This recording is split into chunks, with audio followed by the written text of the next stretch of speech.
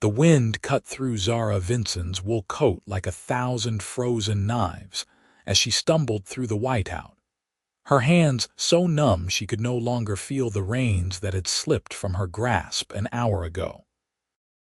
She had been riding from Baker City to Pendleton, Oregon, in January of 1884, carrying urgent medical supplies for the doctor there, when the blizzard descended with terrifying swiftness across the Blue Mountains, transforming the familiar trail into an alien landscape of white death.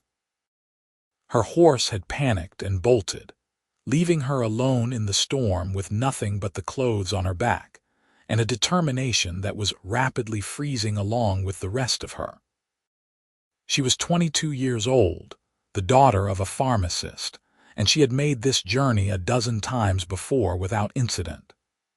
The winter of 1884 had been brutal across Oregon territory, but she had thought herself capable, experienced enough to read the signs of coming weather. She had been wrong. The storm had come from nowhere, or perhaps she had simply been too focused on her errand of mercy to notice the darkening sky. Either way, the mistake might cost her everything. Zara's feet caught on something buried beneath the snow, and she fell hard, the impact driving what little breath remained from her lungs. She lay there for a moment, considering how easy it would be to simply close her eyes and let the cold take her. Her hands were beyond pain now, locked into rigid claws that she could barely recognize as part of her own body. The flesh had turned a waxy white that she knew meant frostbite, possibly severe. Even if she survived, she might lose her fingers. The thought should have terrified her, but the cold had numbed her emotions along with everything else. She forced herself to stand. Her father had taught her never to surrender, not to circumstance and not to fear. He had raised her alone after her mother died of cholera when Zara was 7, teaching her the pharmaceutical trade alongside lessons in resilience and determination. She had helped him compound medicines since she was old enough to read a label, learning the careful art of measuring and mixing that could mean the difference between healing and harm. She would not dishonor his memory by giving up now, even though he had been dead 2 years, and would never know whether she fought or surrendered. The wind screamed around her, carrying snow so thick she could barely see her own feet. She had no idea which direction led to safety. The trail had disappeared completely, and the world had been reduced to a howling void of white and gray. She took a step, then another, knowing it was probably futile but unable to stop herself from trying. Her lips were cracked and bleeding, her face raw from the wind, and ice crystals had formed in her eyelashes, making it difficult to keep her eyes open. Then, through the chaos of the storm, she saw it, a dark shape that might have been a tree or a rock or a building. Hope flared in her chest, painful as a flame against frozen flesh. She stumbled toward it, falling twice more before she was close enough to make out details. It was a small cabin, rough-hewn logs chinked with mud and moss, sitting in a small clearing. Smoke rose from the chimney, the gray plume torn apart almost instantly by the wind. Someone was inside, someone with a fire. Zara tried to call out, but her voice emerged as barely a whisper, lost instantly in the storm. She reached the door and raised her frozen hands to knock, but they were too stiff, too useless. She ended up kicking at the wood with the last of her strength, 3 weak thuds that she was certain no one could hear over the wind. The door opened so suddenly she nearly fell through it. A man stood there, tall and broad-shouldered, with dark hair and eyes the color of whiskey in sunlight. He wore a simple wool shirt and denim trousers, and the warmth from the cabin behind him felt like heaven against Zara's frozen face. For a moment, they simply stared at each other, his expression shocked and her vision starting to blur around the edges. "Jesus Christ," the man said, and then his arms were around her, pulling her inside, kicking the door shut behind them against the screaming wind. The sudden warmth was agony. Zara cried out as feeling began to return to her extremities in waves of excruciating pain. She would have collapsed if the stranger had not been holding her, supporting her weight as he guided her toward the stone fireplace that dominated one wall of the single-room cabin.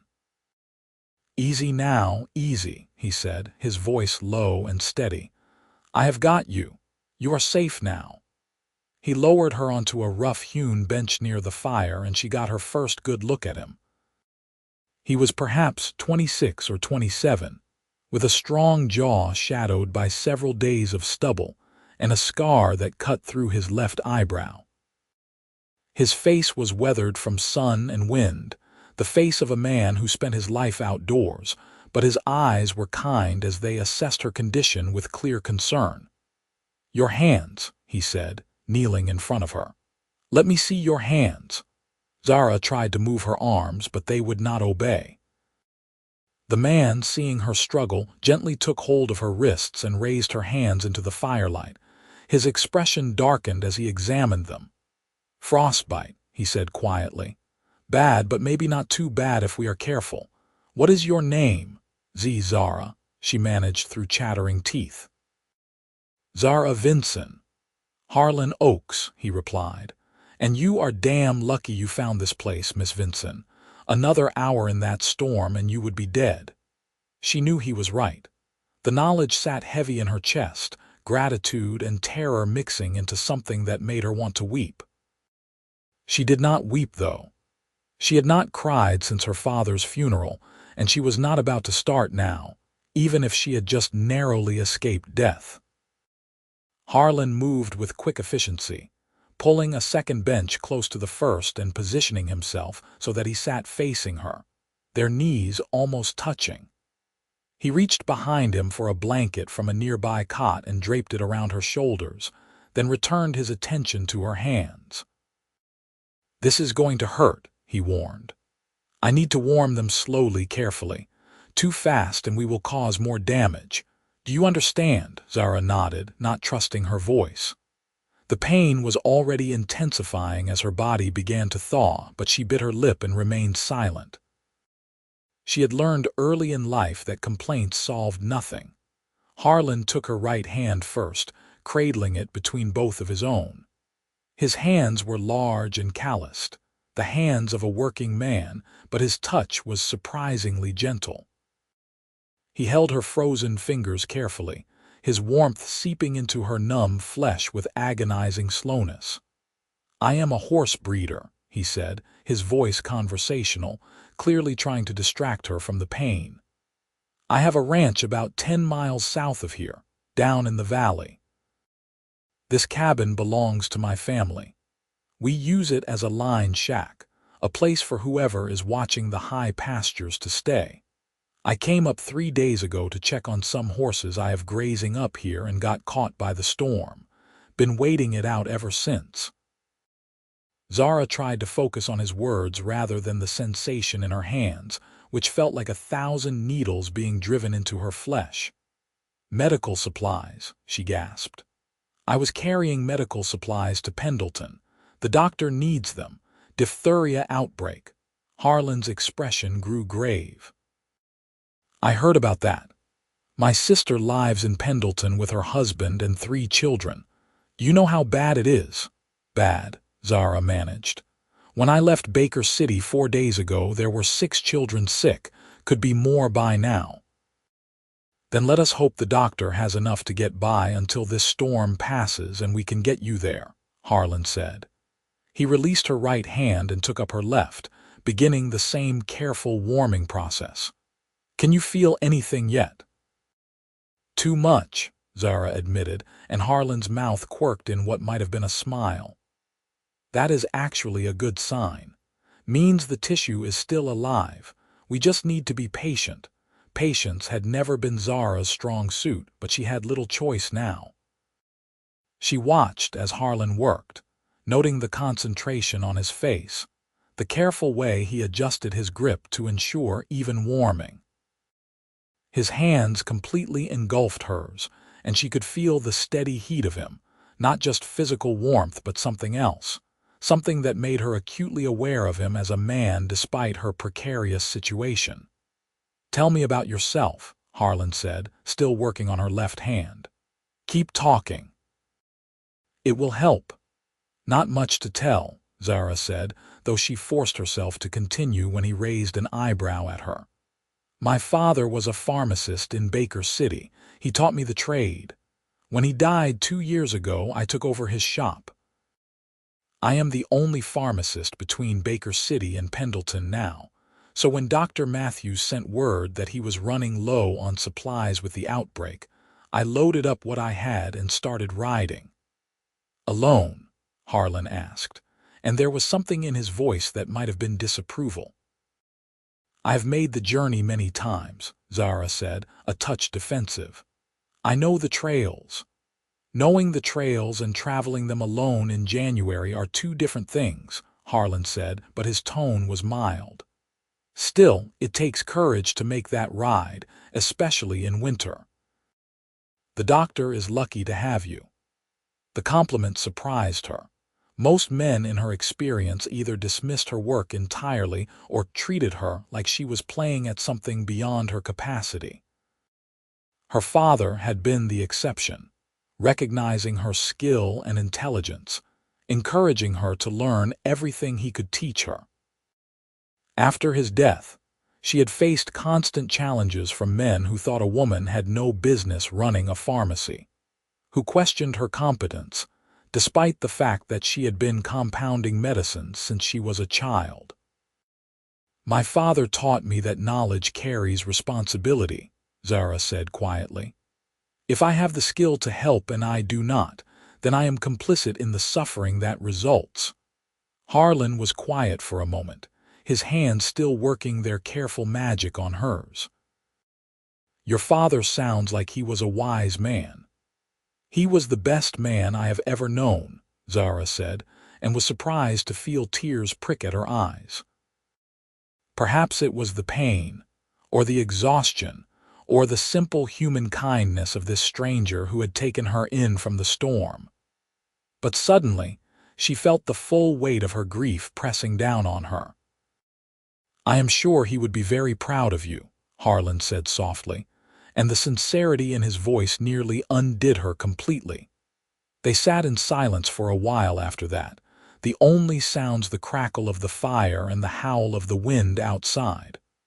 Gradually, painfully, feeling returned to Zara's hands. The waxy white color began to fade, replaced by an angry red that Harlan seemed to find encouraging.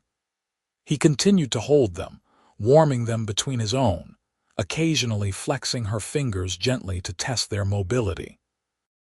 "I think you will keep them," he said eventually, and the relief in his voice surprised her. "You might have some blistering and they will hurt like hell for a few days, but I do not think you will lose anything."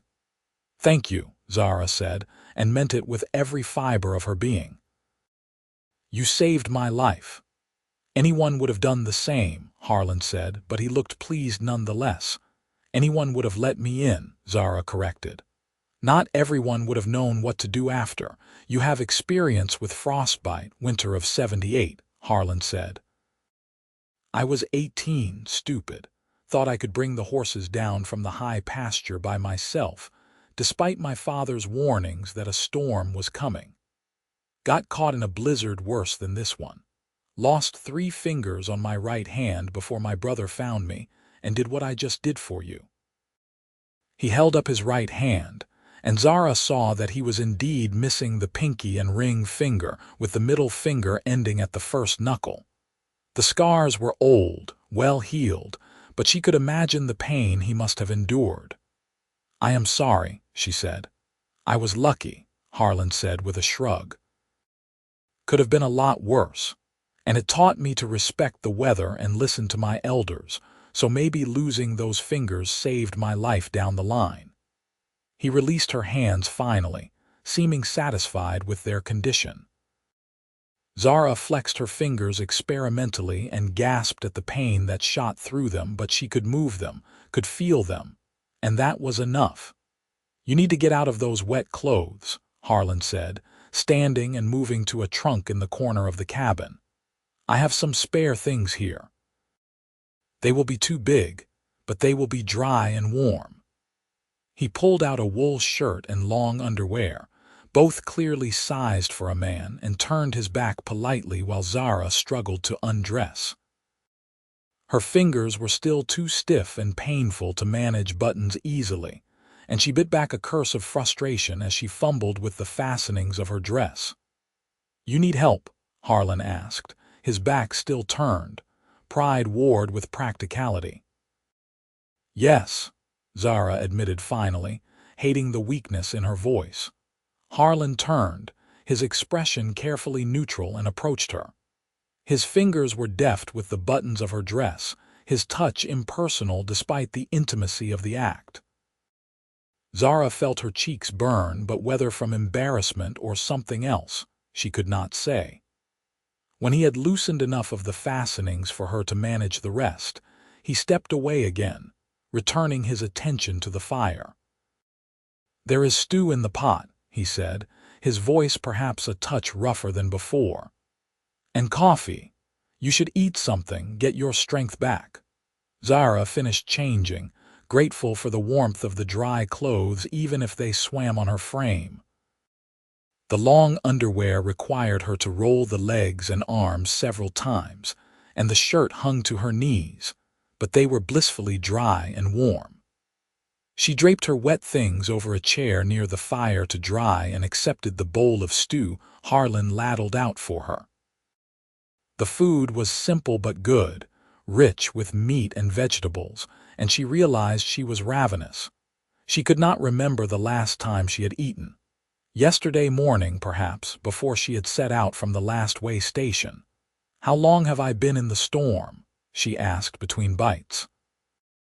"Hard to say," Harlan replied, settling onto the bench across from her with his own bowl.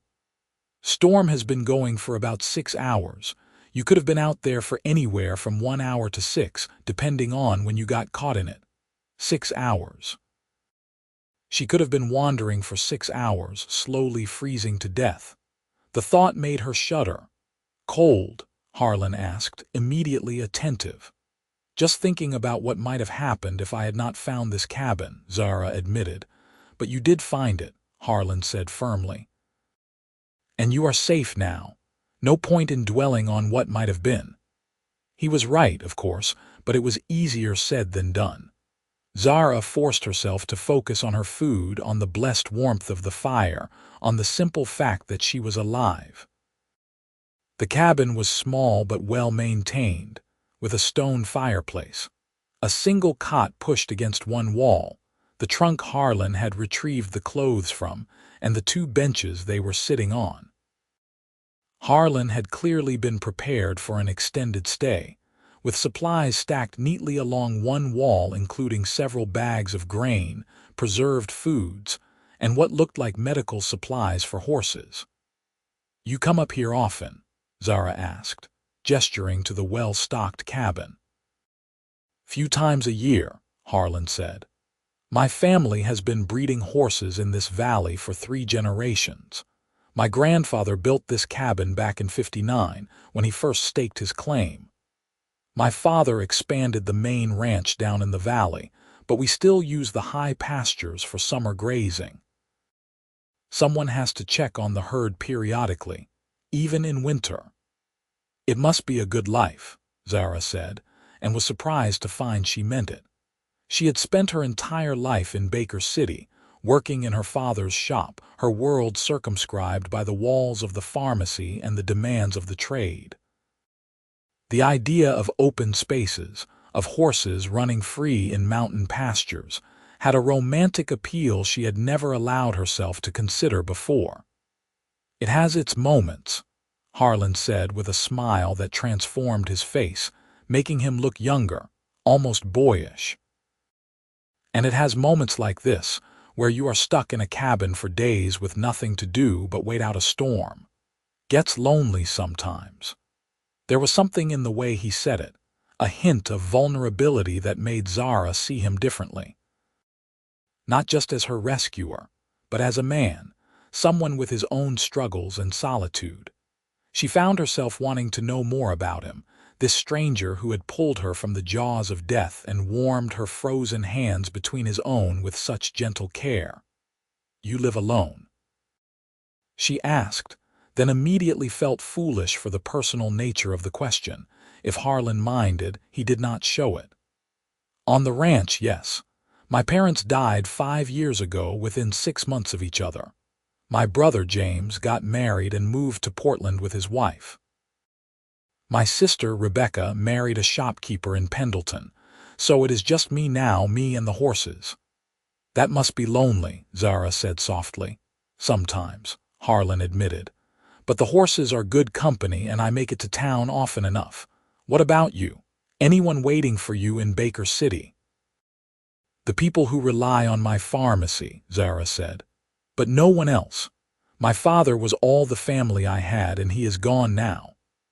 They looked at each other across the small space of the cabin and something passed between them, a recognition of shared loss, shared solitude.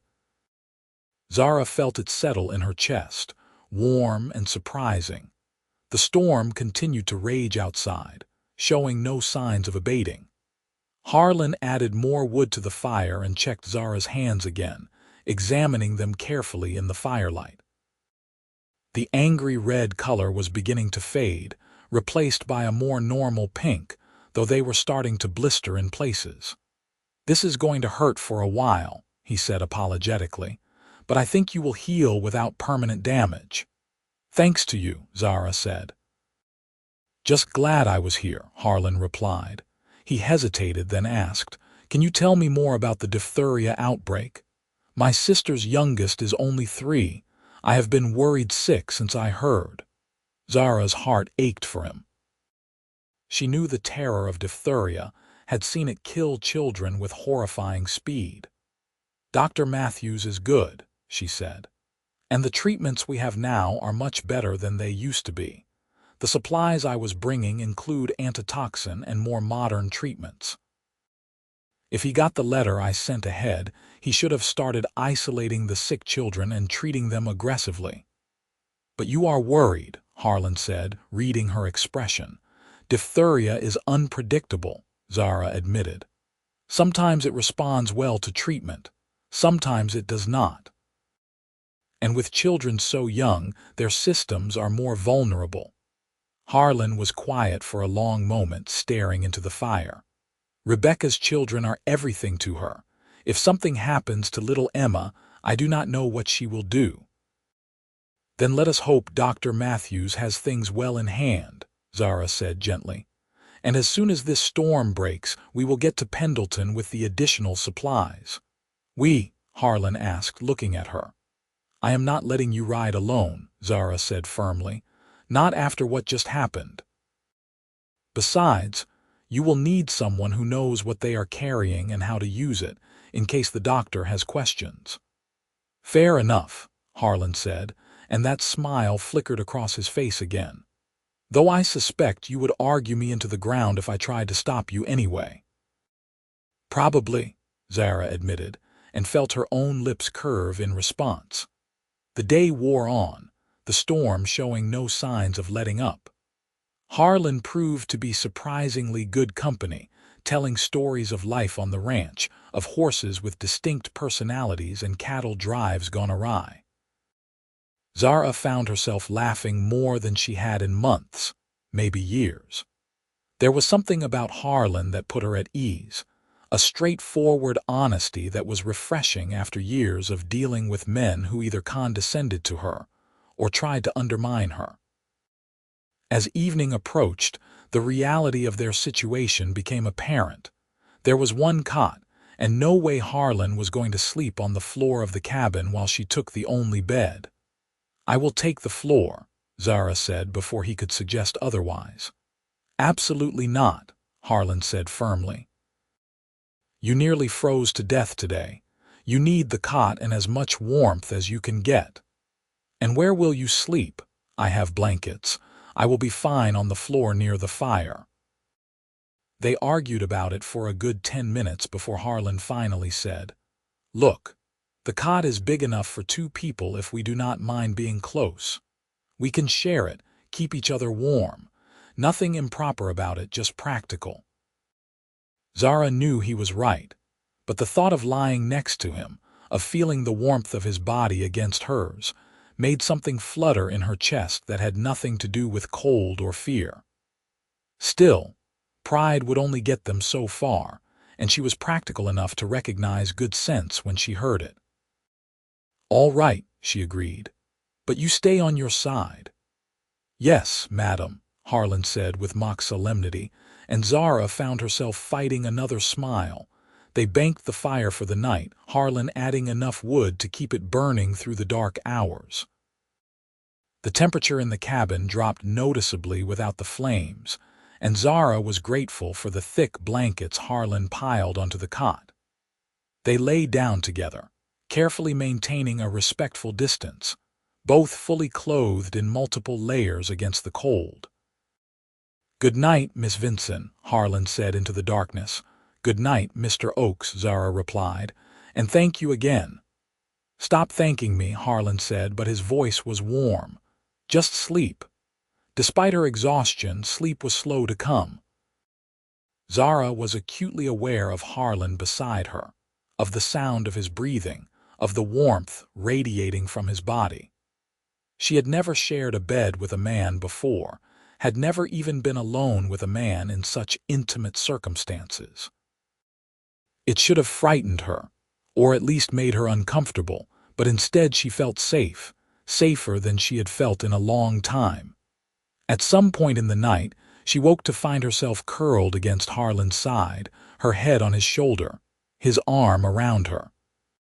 She knew she should move, should return to her side of the cot, but he was so warm and she was so comfortable that she simply closed her eyes and drifted back to sleep.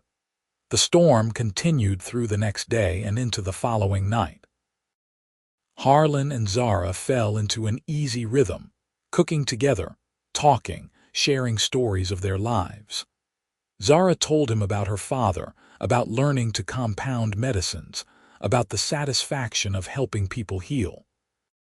Harlan talked about his horses, about the particular challenges of breeding for temperament as well as strength, about the harsh beauty of life in the high country.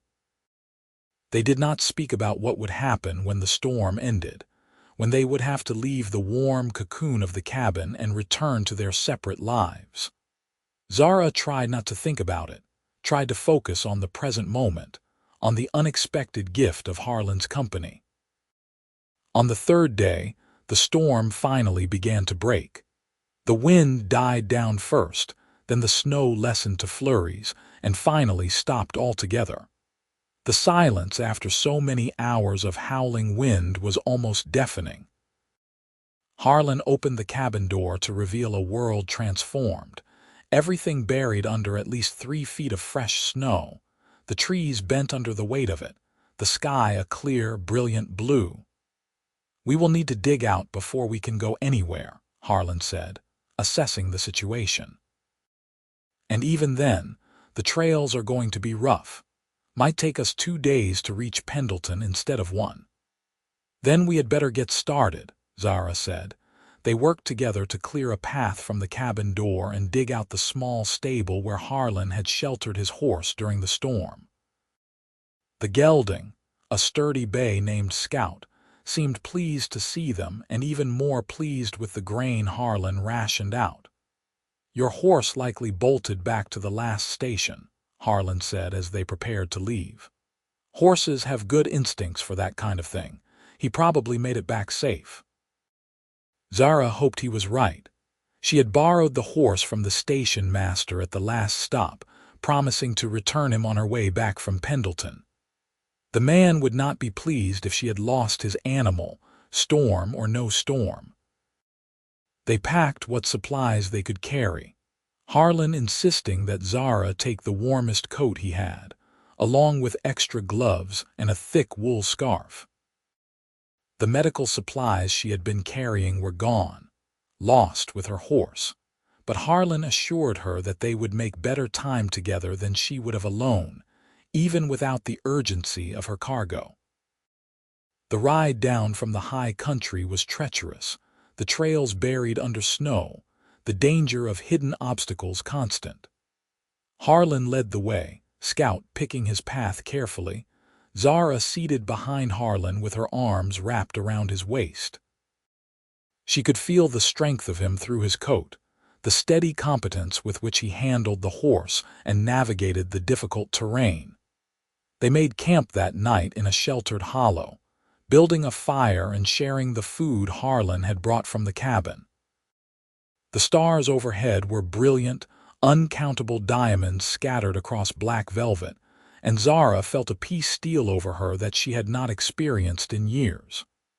"This is beautiful," she said softly, gazing up at the night sky.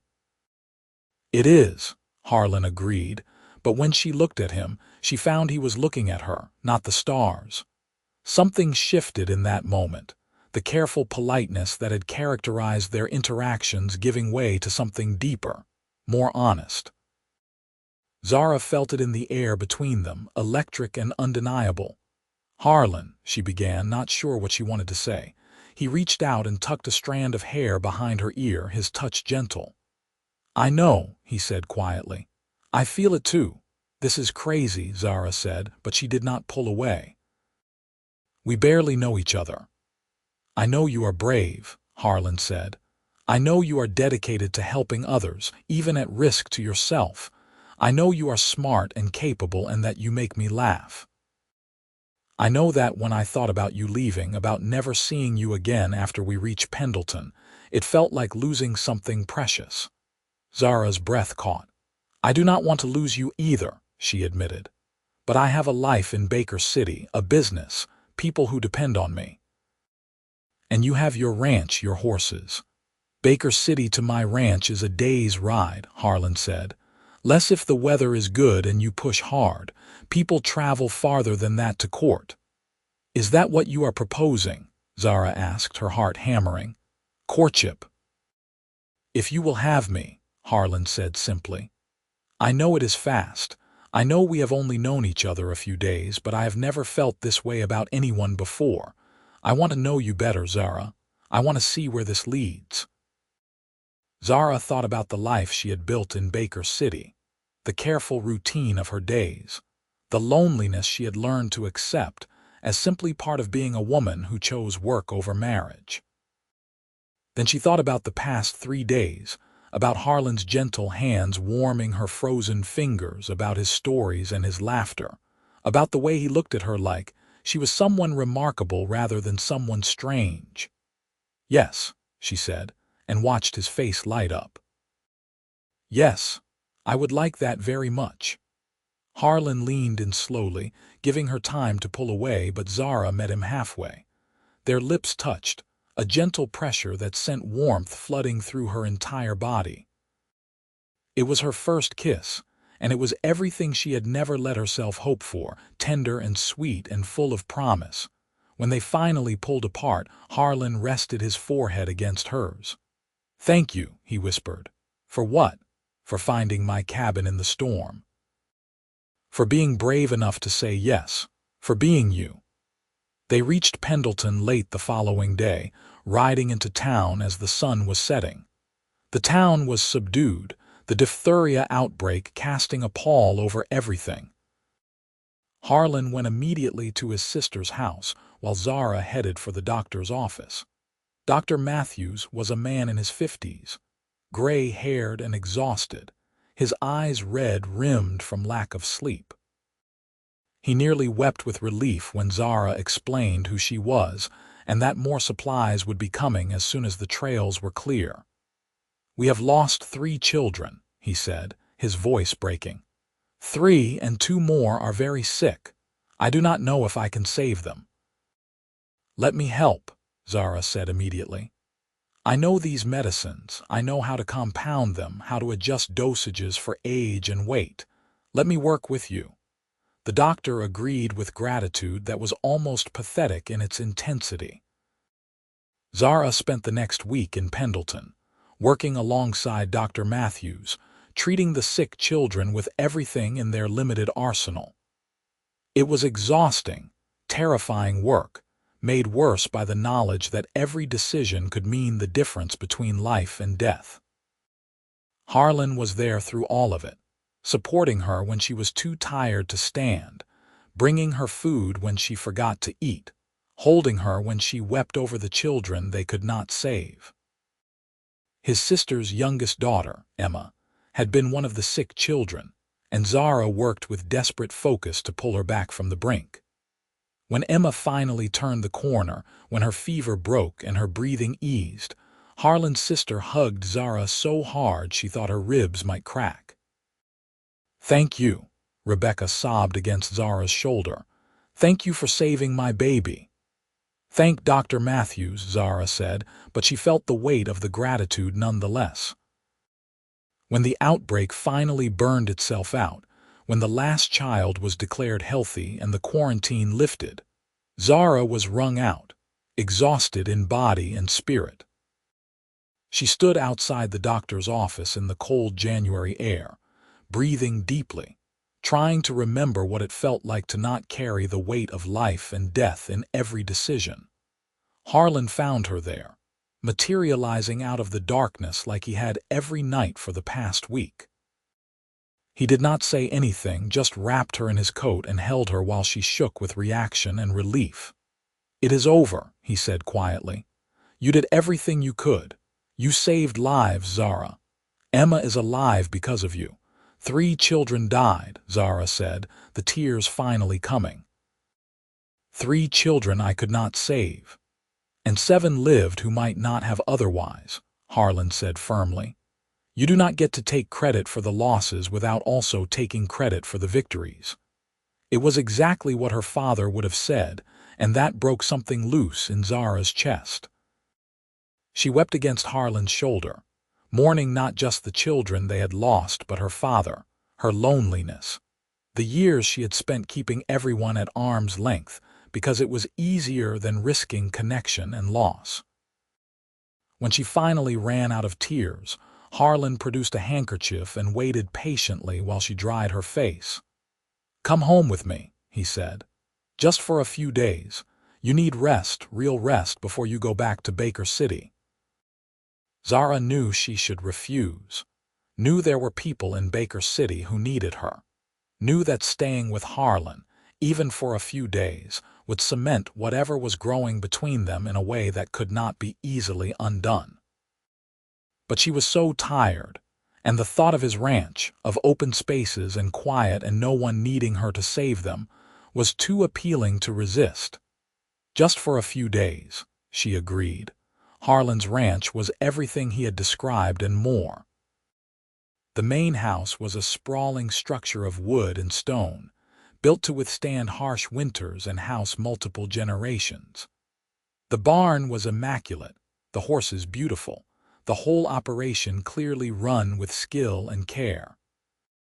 Zara fell in love with it immediately, with the mountains rising in the distance, with the horses that came to the fence when Harlan called, with the simple rightness of it all. She stayed not for a few days but for 2 weeks, helping Harlan with the horses, learning the rhythms of ranch life, falling deeper in love with him with every passing day. He courted her properly, riding with her through the snow-covered valley, teaching her about horses, kissing her goodnight at the door of the guest room with a restraint that she both appreciated and found increasingly frustrating. "I need to go back to Baker City," she said finally, on a morning when the sun was bright and the air was sharp with cold. "I have been gone too long. People will be worried." "I know," Harlan said, and the regret in his voice mirrored what she felt. "But you will come back." "If you will visit me," Zara countered. "Every week," Harlan promised.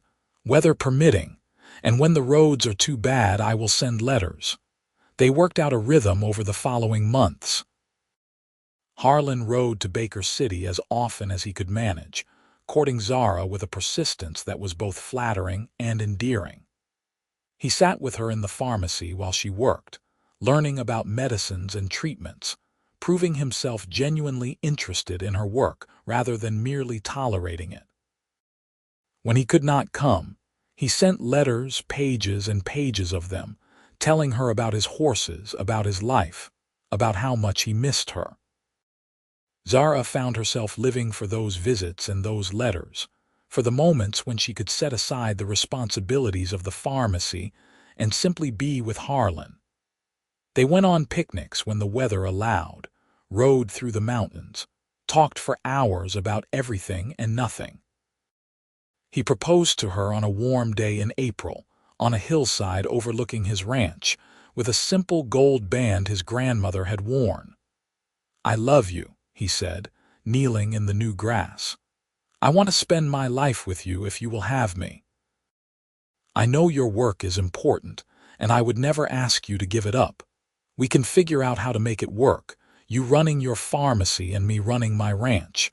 I just know I do not want to spend another day without you being mine." Zara did not hesitate. "Yes," she said, pulling him to his feet and kissing him with all the love and joy and hope in her heart. "Yes, yes, 1,000 times yes." They were married in June of 1884, in a simple ceremony in Pendleton with Rebecca and her family in attendance along with Dr. Matthews and a handful of Harlan's friends from the ranching community. Zara wore a dress of cream lace that Rebecca helped her choose, and Harlan wore a new suit that made him look uncomfortable but devastatingly handsome. When the preacher pronounced them man and wife and Harlan kissed her, Zara felt like the luckiest woman alive. The logistics of their married life required some creative problem-solving. Zara could not simply abandon her pharmacy, not when people in Baker City depended on her, but neither could Harlan abandon his ranch. They compromised, with Zara spending 3 weeks out of every month in Baker City and 1 week at the ranch, while Harlan made the journey to visit her as often as his work allowed. It was not perfect, and there were times when the separation was painful, when Zara lay alone in the apartment above her pharmacy and ached for her husband's presence. But Harlan understood in a way no other man would have, understood that her work was not just a job but a calling, something she could not set aside without losing a fundamental part of herself.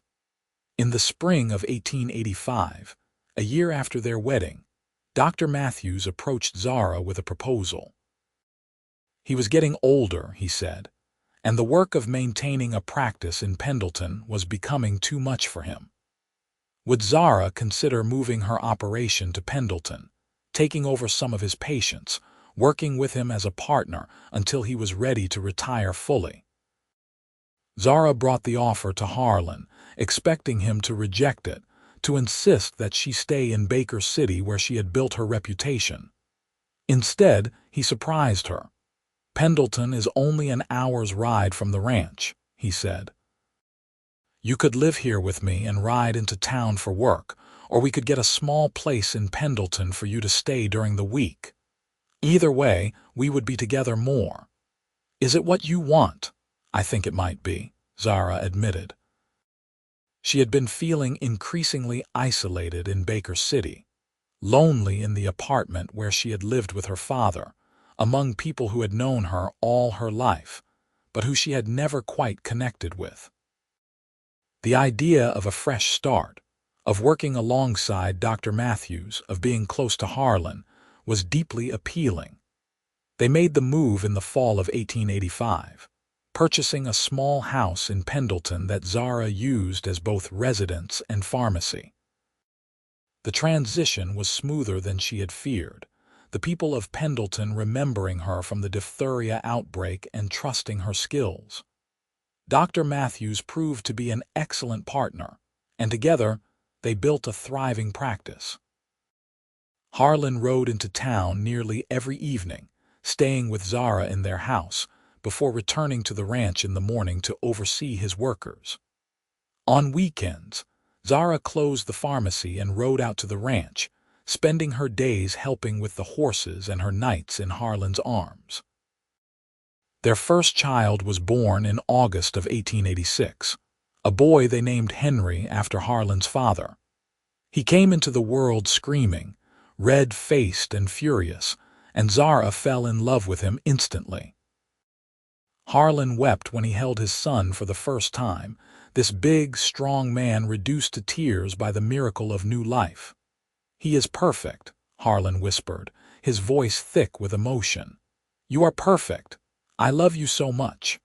Motherhood changed Zara in ways she had not anticipated. She had always been driven, focused on her work to the exclusion of almost everything else. But Henry cracked something open in her heart that she had not known was closed. She found herself wanting to be with him constantly, found it difficult to leave him in the care of the woman they had hired as a nurse when she had to work.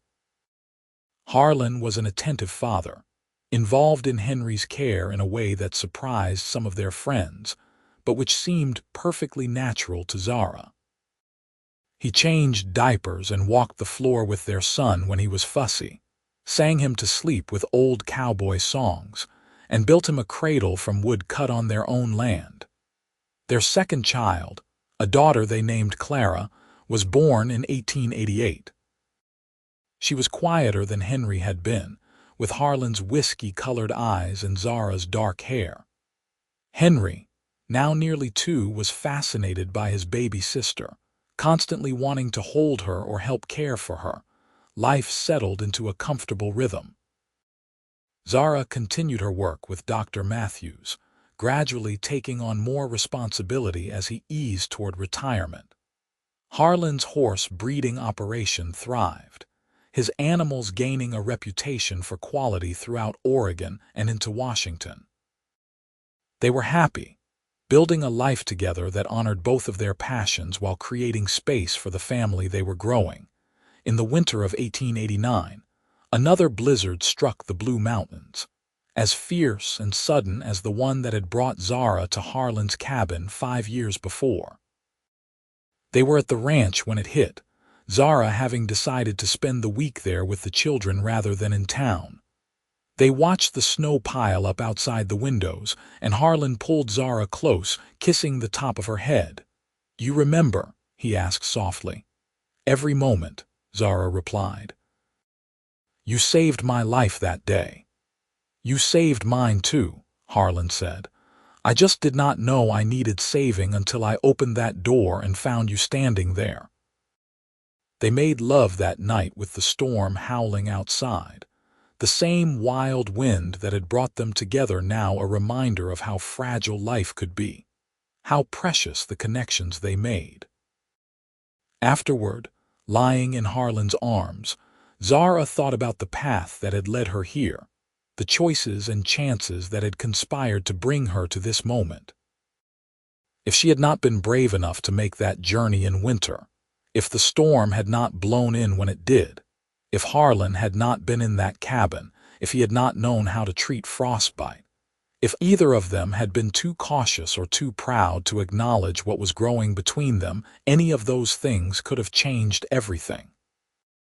But they had all happened exactly as they were meant to, a series of small miracles that had brought two lonely people together and transformed them into a family.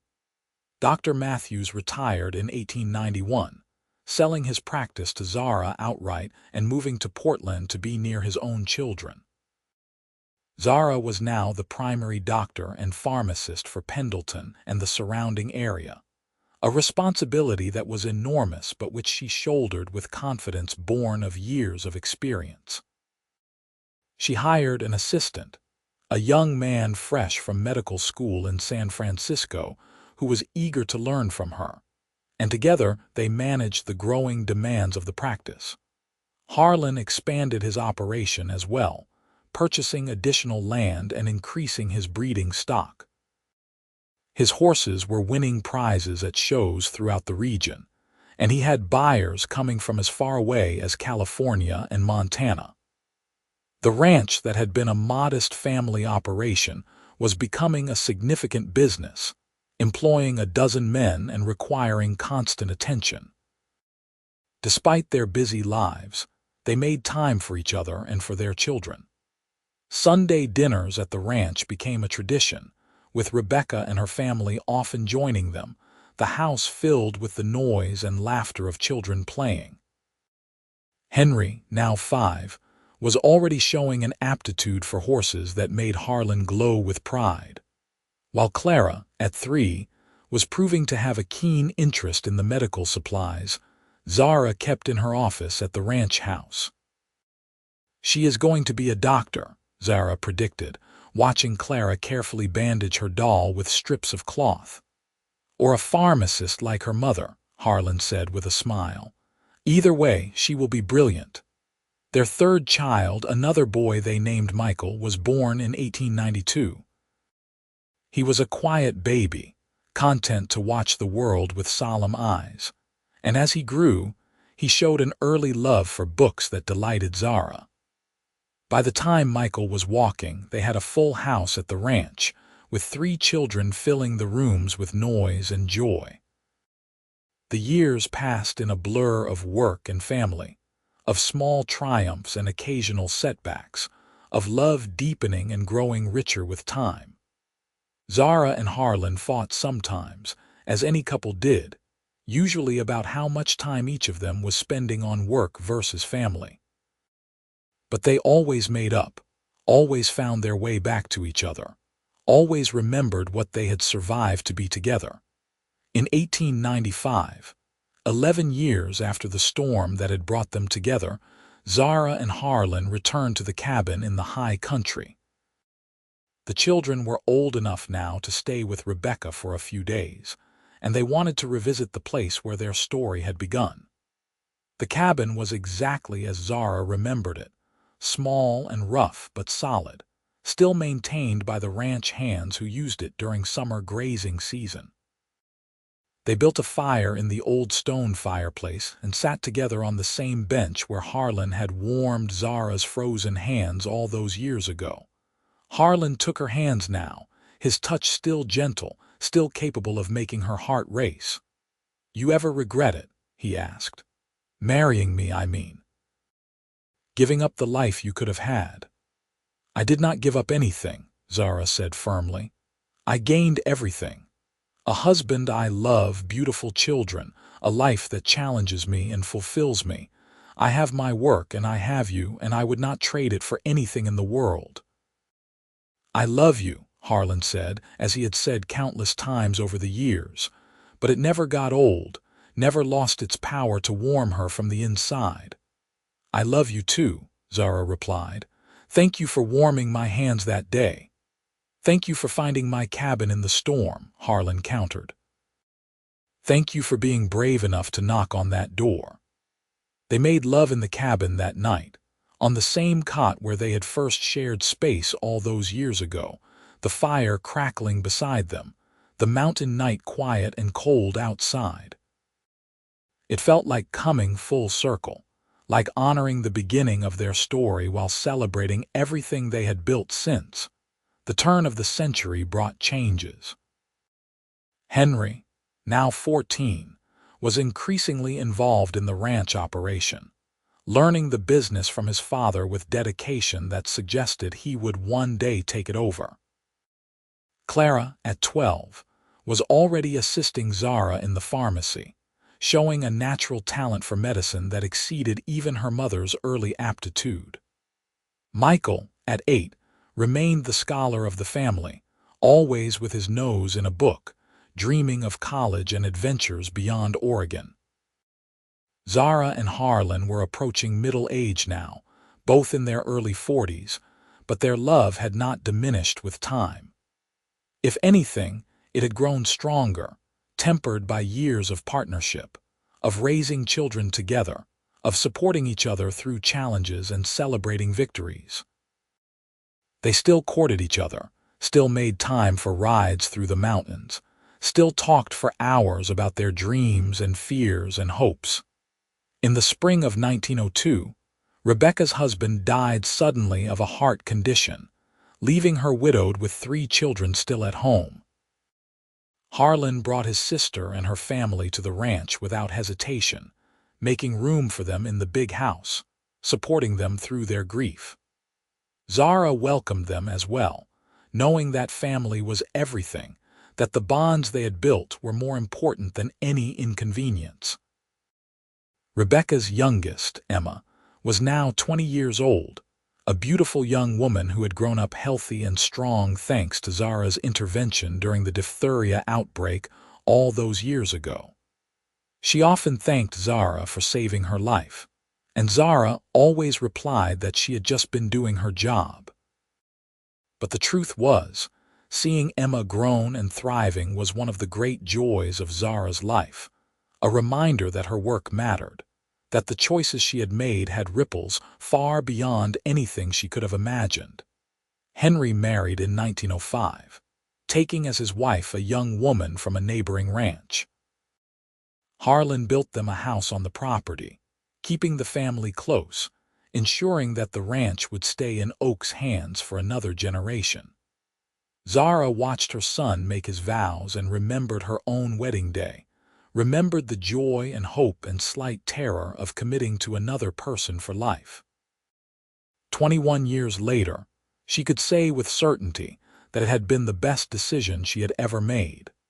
Clara announced her intention to attend medical school in 1906, and Zara helped her apply to programs in San Francisco and Portland. When Clara was accepted to a prestigious program in San Francisco, Zara felt a mixture of pride and sadness. She was thrilled that her daughter would have opportunities she herself had never had, would receive formal training rather than learning everything from a father and trial by error. But she would miss her terribly, would miss having her in the pharmacy, would miss their daily conversations about medicine and life. "You gave me this," Clara said on the day she left for California, hugging her mother tightly. "You showed me that women can be doctors, can be scientists, can make a difference. I would not be doing this without your example." Zara wept as she watched the train pull away, Harlan's arm around her shoulders. "Our little girl is growing up," he said softly. "She is not so little anymore," Zara replied. "None of them are." Michael followed Clara to college 2 years later, heading east to Yale to study literature and philosophy. With both younger children gone, the ranch suddenly felt quiet, though Henry and his wife were expecting their first child, which would bring new life and noise to the place. Zara continued her medical practice, though she began to think about eventually retiring, about training someone to take over so that Pendleton would still have medical care when she was gone. She was in her 50s now, still energetic but feeling the years in her bones, in the occasional ache in her hands on cold mornings.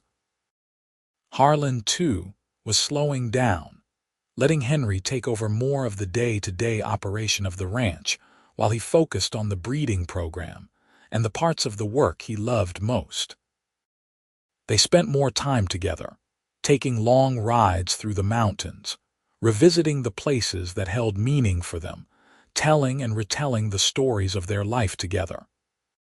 Henry and his wife had 3 children in quick succession, 2 boys and a girl, and Harlan proved to be a doting grandfather, patient and playful in ways that sometimes surprised Zara.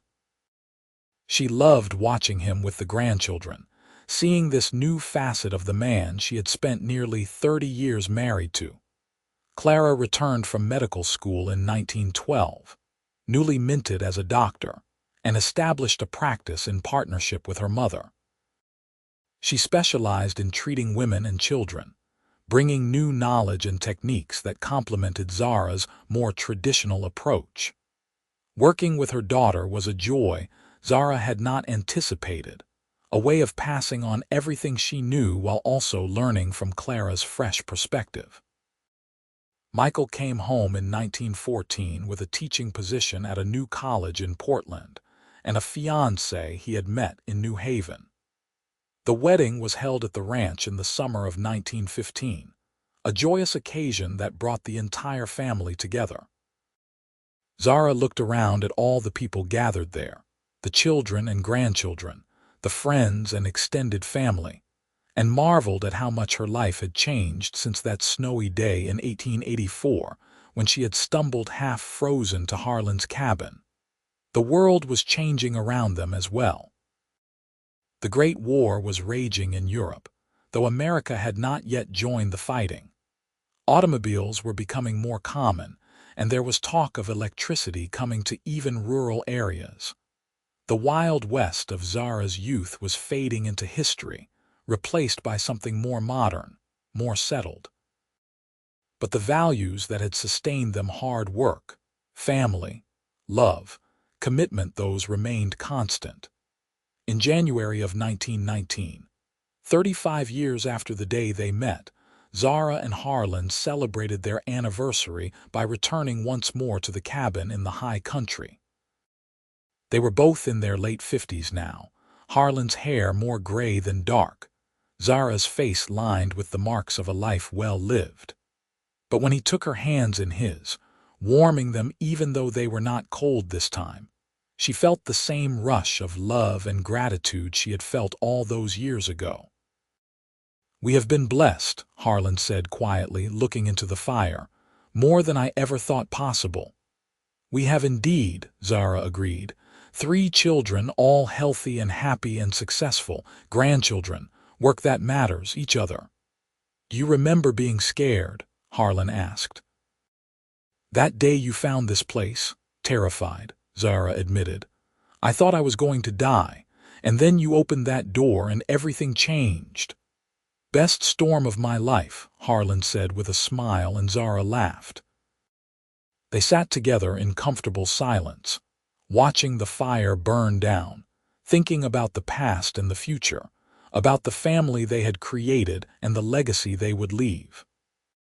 When they finally climbed into the old cot, Harlan held Zara close, his body still warm and solid against hers, still capable of making her feel safe and loved. "Thank you," Zara whispered into the darkness. "For what?" Harlan asked, as he had all those years ago. "For warming my hands.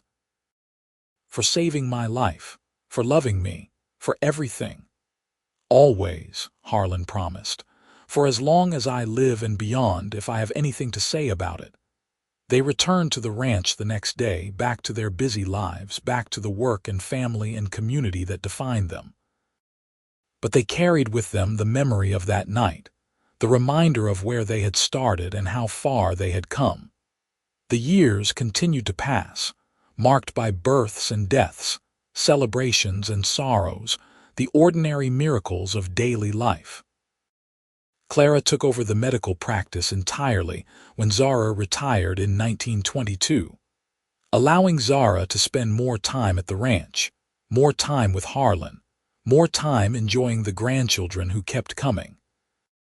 Henry's children were growing up and starting to have children of their own, making Zara and Harlan great-grandparents, a title that made them feel ancient and delighted in equal measure.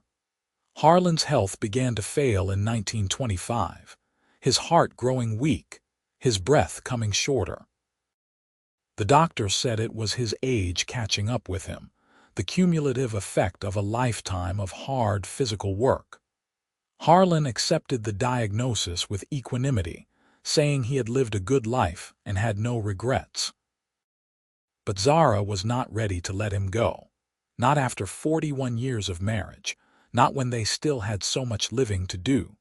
She nursed him through the decline with all the skill and devotion she had learned over a lifetime of healing others. Clara helped, of course, bringing her medical expertise, but it was Zara's love that sustained Harlan through the difficult days, that gave him reason to fight for every breath, every heartbeat. On a cold day in January of 1926, exactly 42 years after the day they met, Harlan took a turn for the worse. The family gathered at the ranch, all the children and grandchildren coming to say goodbye, though Harlan insisted he was not going anywhere yet. Zara sat beside his bed, holding his hand, just as he had once held hers, warming him with her presence if not her touch. "I love you," Harlan said, his voice weak but clear. "Every day with you has been a gift. I love you too, Zara replied, tears streaming down her face. You gave me everything. A family, a home, a life I never dreamed possible. Thank you for knocking on my door, Harlan whispered, and Zara laughed through her tears. Thank you for opening it. Harlan rallied, as he had several times before, defying the doctor's predictions and clinging to life with stubborn determination. He made it through January and into February, each day a gift, each moment precious beyond measure. Zara never left his side, sleeping in a chair beside his bed, talking to him when he was awake, holding his hand while he slept. On a morning in late February, with the sun streaming through the window and the sound of grandchildren playing outside, Harlan woke and smiled at Zara with something like his old energy. "It is a good day," he said. "It is," Zara agreed, though her heart ached with the knowledge that there might not be many more. "I want to go to the cabin," Harlan said. "One more time, will you take me?" Zara should have said no. She should have insisted he was too weak, that the journey would be too much for him. But she looked into his eyes and saw the plea there, the need to return to the place where their story began, and she could not deny him. They made the trip slowly. Harlan bundled in blankets in the back of Henry's automobile, which could get them part way before they had to transfer to a horse-drawn sleigh for the final ascent. The family thought they were crazy, but they did not try to stop them, understanding somehow that this was important, that some things mattered more than safety or sense. The cabin was exactly as it had always been, small and solid and filled with memories. Harlan could barely walk, but with Zara supporting him, he made it inside. She built up the fire and settled him on the bench, the same bench where he had warmed her hands so long ago. "Thank you," Harlan said, looking around with satisfaction. "This is where I want to be." "We will stay as long as you want," Zara promised. They stayed 3 days, alone together in the cabin, talking and remembering, reliving the story of their life together.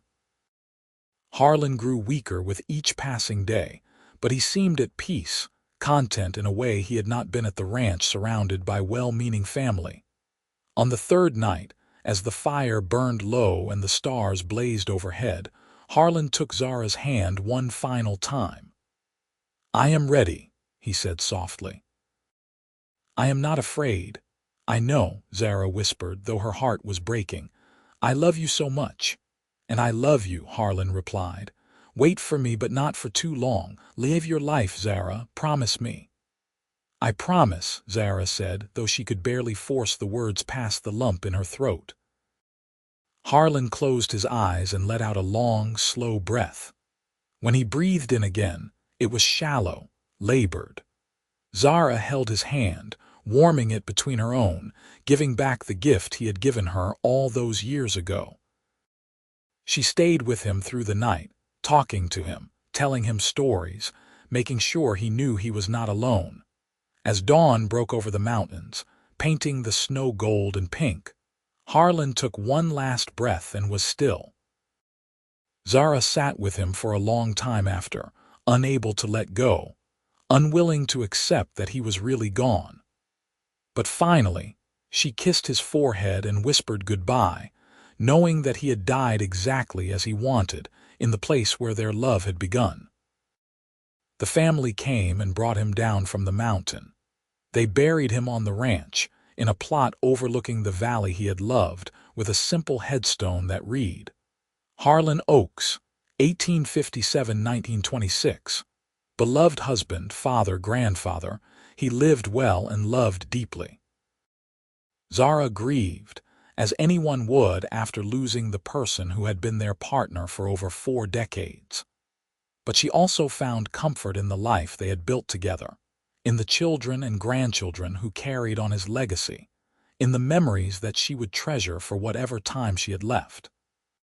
She lived another 12 years, staying active in the community, watching her grandchildren grow and her great-grandchildren be born. Clara practiced medicine beside her mother to the very end, the two of them working together as they had always worked best. Henry ran the ranch with the same dedication and skill his father had shown, ensuring that the Oakes name would be associated with quality horses for generations to come. Michael visited as often as he could from Portland, bringing his own children to play in the mountains where he had grown up.